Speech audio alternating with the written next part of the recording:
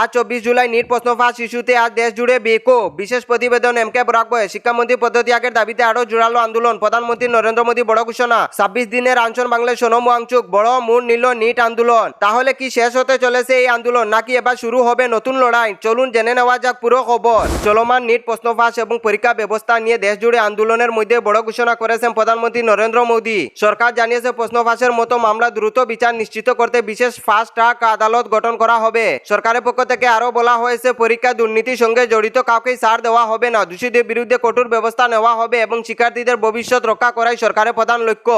এদিকে কেন্দ্রীয় শিক্ষামন্ত্রী ধর্মেন্দ্র প্রধানের পদত্যাগের দাবিতে এবং নিট প্রশ্ন ফাঁসের প্রতিবাদে চলা আন্দোলন দেশ জুড়ে আরো জোরদার হয়। ককরুজ জনতা পার্টি সিজেপি জানায় শুধু আদালত গঠন করলেই সমস্যা সমাধান হবে না। তাদের দাবি দোষীদের কঠোর শাস্তির পাশাপাশি শিক্ষামন্ত্রী পদত্যাগ নিশ্চিত করতে হবে। এরই মধ্যে 24 জুলাই দেশ জুড়ে শান্তিপূর্ণ বিক্ষোভের ডাক দেয় সিজেপি। প্রতি জেলায় এক দিন এক দাবি স্লোগান দেশের বিভিন্ন জায়গায় প্রতিবাদ কর্মসূচি পালন করা হয়। আন্দোলনকারীরা জানিয়ে দেন তাদের দাবি পূরণ না হওয়া পর্যন্ত আন্দোলন চলবে।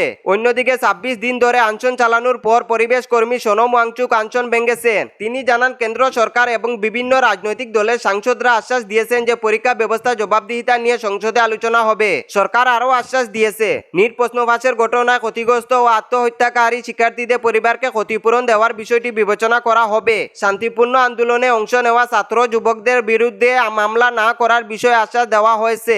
আনশন ভাঙ্গার সময় কেন্দ্রীয় মন্ত্রী জে.বি. নাড্ডা, ডক্টর জিতেন্দ্র সিং এবং লাদাখের বিভিন্ন প্রতিনিধি উপস্থিত ছিলেন। তবে আনশন বাংলায় সোনম ওয়াংচুক স্পষ্ট জানিয়েছেন এটি আন্দোলনের শেষ নয়, এখন শুরু হবে জবাবদিহিতার নতুন অধ্যায়। তিনি খুব শীঘ্রই সরকারের সঙ্গে হওয়া আলোচনার সব শর্ত বিস্তারিতভাবে দেশবাসীর সামনে তুলে ধরবেন। শেষে তিনি দেশবাসীর উদ্দেশ্যে আবেদন জানিয়ে বলেন যে কোনো পরিস্থিতিতেই শান্তি বজায় রাখতে হবে এবং কোনো ধরনের হিংসার পথে যাওয়া হবে না। এখন সবার নজর সংসদের দিকে। সরকারের দেওয়া আশ্বাস কতটা বাস্তবায়িত হয় এবং পরীক্ষা ব্যবস্থা কি পরিবর্তন আসে সেটাই দেখার বিষয়। তাহলে ভিডিওটি একটি লাইক করে দেন এবং চ্যানেলটি সাবস্ক্রাইব করে রাখুন আরও নতুন নতুন খবর পাওয়ার জন্য। ধন্যবাদ।